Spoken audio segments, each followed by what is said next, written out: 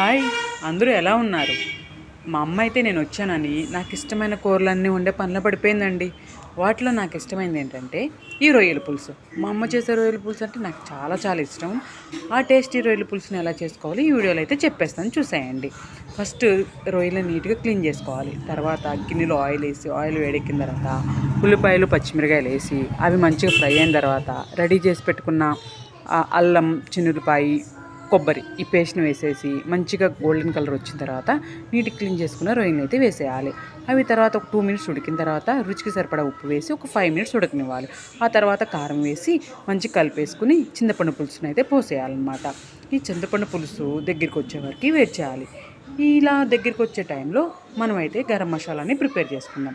దానికోసం మిక్సీ జార్లో ధనియాలు, దాల్చిన చెక్క, లవంగాయ, చిన్నులపాయ ఇవి వేసి మంచిగా మిక్సీ చేసేసుకోవాలి. ఇలా మిక్సీ వేసుకున్న దాన్ని ఉడుకుతున్న రొయ్యల పులుసులో వేసి ఒక 5 మినిట్స్ సిమ్లో ఉడకనియాలి. అంతేనండి, టేస్టీ రొయ్యల పులుసు అయితే రెడీ అయిపోయింది. ఈ రొయ్యల పులుసుని వేడివేడి అన్నం కలుపుకొని తింటే ఉంటుందండి. అబ్బా, ఎంత బాగుందో! ఒకసారి మీరు కూడా ట్రై చేయండి. ఇంకో వీడియోలో మళ్ళీ కలుద్దాం. Please subscribe.